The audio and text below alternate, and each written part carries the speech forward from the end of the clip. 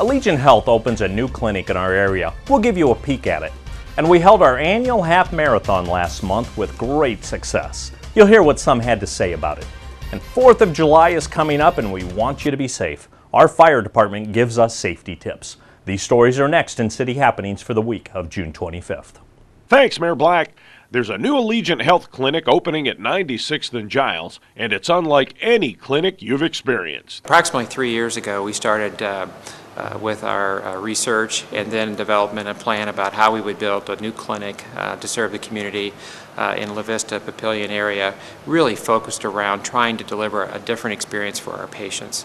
Everybody's gone to the doctor's office and they've gone to a nice box, and it's been a good experience. But really, in this situation, we wanted to really focus around how are we going to provide care for the patient in a different way, in a better way than they've ever received it before.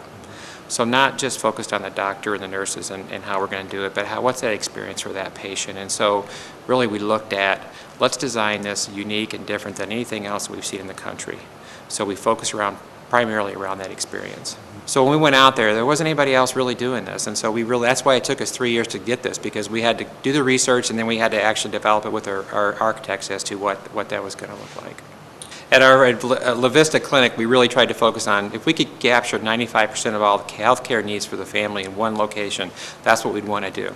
So we put family practice, internal medicine, we'll have pediatrics here, we'll have OBGYN, and then we've built out space where we could have rotating specialists come in here on a frequent basis to be able to meet the needs of that patient. We've added physical therapy and a pharmacy in-house so that those patients, so you can get pretty much one-stop shop for your care. We've extended our hours so that we're going to be open from 7 a.m. to 7 p.m. Monday through Friday so that patients can come in and get that care. The annual half marathon was a success. We couldn't be happier. I mean, we've achieved a lot of our goals as we've gone over the last, this is our 5th year, and we've incrementally increased our attendance. I think we're up almost by 20% this year. We have over 1,300 runners, which is, last year we had 900 some. And so we had a lot of same-day registrants from last year, which means the word's getting out to people. So we couldn't be more happy. We've got a huge response from our community, a huge response for people that want to help be vendors and be a part of this race. It's really doing what we intended it to do, which is to bring the community into an event like this. 19 different states, somebody from England, 58 different towns across Nebraska. It's a fun event. It's a great event for the community. Wellness is important, a lot of community partners, but think of that many people traveling in. We talk a lot about tourism and economic development. I mean, quality of life. It all comes together in this event. It's just great. I think being here is a really good way to, get our name out in the community, help out the big event that brings some people from all over the country, all over the area to come into Papillion and see what we're all about. The Youth Council has a really good message of getting the youth involved in the community, getting our ideas out there, since, we have different thoughts and views than the adults, so, get a different viewpoint in there is always a good thing. There's about 170 people that make this thing happen, and about 120 of them are volunteers from the community, and then about 50 from city staff. Some of them are out here late last night. They were out here 5 o'clock this morning. It takes a lot of work and a lot of people. It's enormous, and we couldn't do it without them. We probably have 175 volunteers for this event, and every year that it gets bigger, we always need a few more.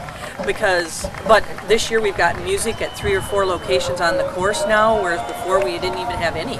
And we've got part of a church that's singing on a corner. We've got, neighborhoods that are ringing cowbells that Bill Blows handed out to people. So we've got the community really getting involved as well. But those volunteers are instrumental for us to pull this off because it's set up the day before, early morning, and then tear down. Another 4th of July is on its way. With it brings celebrations that include fireworks. Safety is always paramount, but you can never say it enough. It's something we have to emphasize every year because we see the same type of injuries every year. Probably the safest recommendation we can give for the public is to attend a commercial display. That way the risk is removed, and there are several big public displays in the area that people could attend with their kids without having to actually light the fireworks themselves. So that's probably the safest advice we can give. If people are going to purchase fireworks, and use them. There are a lot of different safety tips they need to pay attention to. Number one, purchase fireworks locally, because then you're assured they're legal in the state of Nebraska. The state fire marshal verifies that the fireworks being sold in Nebraska are legal in Nebraska. That would be the first thing. The second thing is, kids shouldn't be shooting fireworks. Adults should be the ones supervising or shooting the fireworks. Kids, tend to get excited and forget things, and so it's best if at a minimum they're being used with adult supervision. Kids should not be allowed to do it on their own. That being said, some adults have issues with safety as much as kids do. So the things that the adults need to be aware of is follow the instructions on the fireworks. You never hold fireworks in your hand. There are no fireworks other than a sparkler that are intended to be held in your hand. They should be lit on level ground, and then you get away from it. You don't stand next to it, after you've lit it. People should wear safety glasses when they're shooting fireworks. There are numerous injuries, eye injuries, year after year, with people getting sparks or embers or ash in their eyes, and it's a painful injury, and it can lead to permanent problems for the people. So just those simple safety tips. In addition to that, they should have a fire extinguisher handy if they're going to be shooting fireworks, or a garden hose.